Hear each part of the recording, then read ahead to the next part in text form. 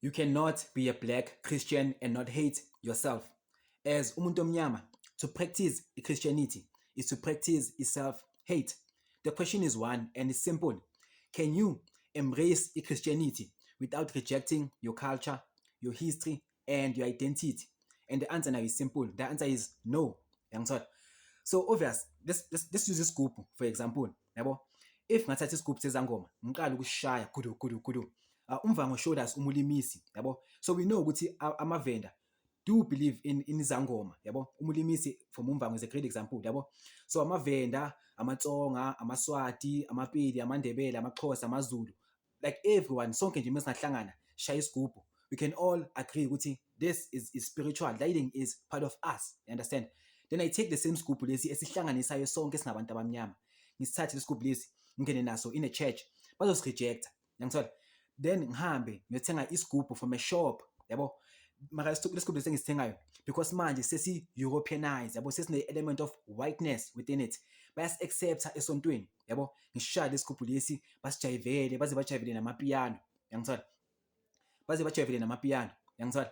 Then obvious, then ngiqale ngithi ngibiza ama-ancestors wami, yangithola, Makheswa, Shabalala, Gida, noMgqibelo, ngiwabize wonke ama-ancestors wami, yangithola. Bazowa-rejecta ukuthi yini into lo yenzayo, why sibizela amadimoni, yangithola. Then ngichange i-tune, yabo, ngibize abo-Abednego nabo-Shadrach, yabo, ngibize abo-Samsoni, yangithola, ngibize abo-David, ngibize abo-Abraham, yangithola. Only then bazoba-accepta ukuthi hayi ungababiza labo, yabo, because uSamsoni wathola amandla kuNkulunkulu, yangithola, because abo-Shadrach bafaka emlilweni, babathathu, baphuma sebabana, zange bashi nokusha, yabo. Like, and bonke labo bantu labo bonke bashona, abekho nje manje, akekho noyi-one okhona, bonke bashona, bonke they are ancestors. But the difference is laba they are white ancestors and these are black ancestors. Black ancestors are rejected, white ancestors are not only accepted but they are praised, yangithola. To be a Christian as umuntu omnyama is to practice self-hate. You cannot be a Christian without rejecting izinto ezenza wena ube umuntu omnyama, yangithola.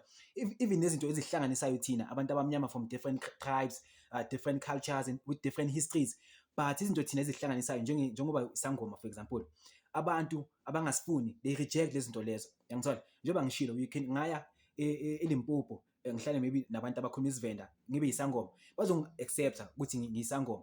Ngaya eMpumalanga ngihlale namaSwati ngibe yisangoma, bazongi-accepta because their culture yazi-accepta izinto ezinjalo.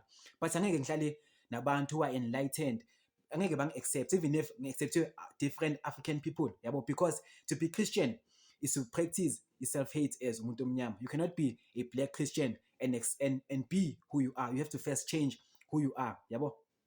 And the writing, it goes against ukuhlakanipha kwaNkulunkulu. uNkulunkulu ngeke aze akuyenze ube umZulu, ngeke aze akuyenze ube uMpedi, ngeke aze akuyenze ube umXhosa, then aphinde aku-rejecte for ukuthi umXhosa, you understand? That thing is counter-intuitive, it's counterproductive kahle kahle.